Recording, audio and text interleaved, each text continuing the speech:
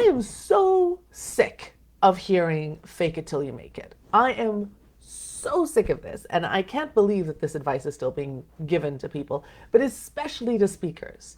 I hear it all the time. Oh, just pretend. Just pretend you're doing well.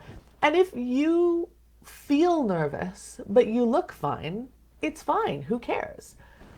There's a problem with this. And I'm not saying that, don't enjoy the fact that it went well even though it didn't feel good. I mean, yes, enjoy that. But if you rely on this kind of fake it till you make it attitude, what's going to happen is your imposter syndrome is going to go through the roof. Because the way you feel on the inside and the way things look on the outside are going to get further and further and further apart.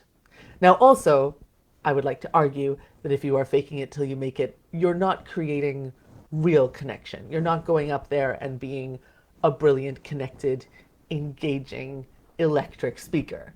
You're probably, I mean, you're faking it. So there's going to be a ceiling to how good you can get until people start kind of going, you don't feel as human as you should. You don't feel as real as you should because you're faking it. So of course you don't. That makes sense, right? I'm not offending anyone by saying that, I hope. But so the problem is that internally you're feeling terrible, externally you're doing well, but because you're aware of that gap and because you feel like there's a lie going on because you're faking it, that gap just gets bigger and bigger and bigger the better you get. That is not going to build confidence. That is going to eat away at your self-esteem. That is going to create insecurities. And no matter how good you get on the outside, it's never going to feel good and you're never going to trust it. That is one of the main problems with fake it till you make it. The other real problem with fake it till you make it is that it's fake. And that's a real problem. And in our day and age, especially when we're kind of in each other's homes, on each other's computers, how real you are is really making a difference these days. So there's that too, which, is a big soapbox of mine, but that's not what we're talking about today. What I want to talk about today is how to build real confidence. You cannot build confidence from a gap. You cannot build confidence off of a lie. You have to start with the truth. So the very first thing you have to do is you have to measure.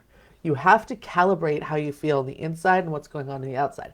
Now, hey, great news. If it looks a lot better on the inside than it feels on the outside, we can calibrate to that. You don't have to look as bad as you feel. You can just learn that, like, hey, I feel super nervous, but it doesn't come across so badly. Oh, I do notice that I fidget a lot more. It doesn't seem to bother people, but that is something that shows my nerves. That's something to be aware of, and you move forward. So I have a system of how to measure yourself, or at least the criteria on which to measure yourself, and I'll put that in the link too. I did not prepare for this today. I'll put those links in a minute. But my system is seven elements that you can measure yourself by, because the real struggle as speakers is there's so much adrenaline going on and we're so excited and we're so nervous. When we come off stage, you either loved it or you hated it, and it's very binary. It's very like black or white, like it was amazing or it was terrible, and it was just all one big mush. It's really hard to measure that, and it's really hard to improve from I was awesome and I don't know why, or I was terrible and I don't know why, but I just hated it and I don't want to think about it anymore. That's not going to help you get better. It's not going to help you improve because you don't have any data. You don't have any reality data to hook onto and be like, okay, I was good at that, but I wasn't so great at that.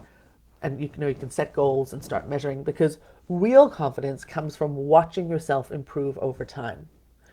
That's where real confidence comes from in a reality-based setting, real data. So it's not based on feelings, because feelings come and go. You can't just be like, oh, it felt great, so it'll feel great next time. That's not how it works. You need to build that on a foundation of something real. So if you can break down what went well and what didn't go well into these 7 elements, or however many elements you want to use, I'm going to give you mine, but you can use whatever you want. If you can break those down, then now suddenly it gets more granular. It is more complex, but it's also more data oriented. So you're never going to suck at everything. You may not remember how you did.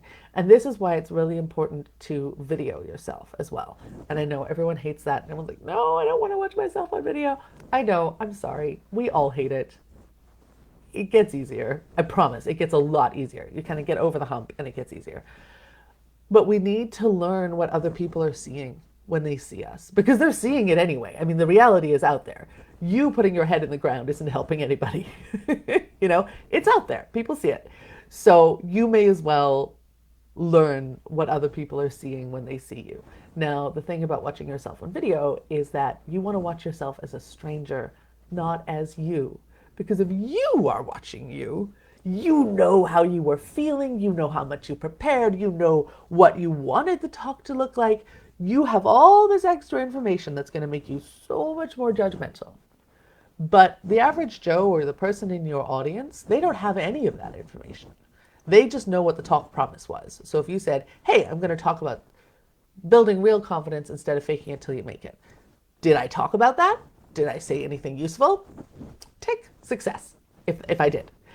So that it's much more forgiving from an audience member's perspective because they don't know what you were planning and they don't know all your insecurities. So as much as possible, when you are watching your videos back, try and watch them as a third party. Not as you who knows all your little things, but as someone else who doesn't know you, who doesn't know what you're capable of. They don't know your potential, but they also don't know, all your little insecurities, and they're just watching you essentially for what they're going to get out of it. And that's how you want to watch it. And so, yes, okay, you fidgeted. Was it distracting? Yeah, okay, you said, did it get in the way or was it fine? So those kind of things. And start to balance your self-evaluations with that kind of perspective. Instead of your self-judgments, try and evaluate yourself as a third party. That is very important. It's not easy to do. That's my job. That's why I'm here, to help people calibrate and to make sure that they're not just letting their insecurities run the show. This reality data is very important. So we've got this measurement. And now we're like, okay, so I did say but it wasn't distracting. I did fidget. It was a little bit distracting. But what I didn't even notice when I was speaking is that I hopped from one foot to another. And I only noticed that watching myself back. I wasn't even aware that I was shifting my weight when I was speaking, but I was doing this the whole time. And that was distracting. So we're going to work on that first. And so you take one thing and you work on it and you watch yourself improve. You go, wow, I've gotten so much better at this thing. Great. Now I can leave that thing and work on something else. And that is what builds self-esteem. That is what builds confidence, is action and proving it to yourself, like actually seeing yourself improve. That's what builds confidence. Confidence is not something that you can just inject yourself with and just go like, there's a little extra adrenaline today, some confidence. I mean, you can boost your mood, but that's not real solid confidence. That's just feeling better in the moment. Real confidence, confidence comes from competence. And it's just you proving to yourself, like, hey, I'm getting better. Look at this. I'm measuring myself, and every time I do better. There's that one day I did really badly, but, I think I know why that was. I didn't get enough sleep, and I didn't do my warm-up routine, so that makes sense. And, like, it was someone I really cared about in the audience, and I didn't know they were there, so I let myself get flustered. Okay, so I can plan for that next time.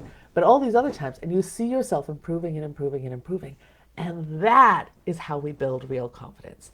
Take all the mystery out of it. Take all of the magical, crazy, I don't know what I don't know. It just happens. It's like lightning. Forget all that. Speaking is a skill, just like any other skill. It can be built. Confidence can be built on a very practical, real level.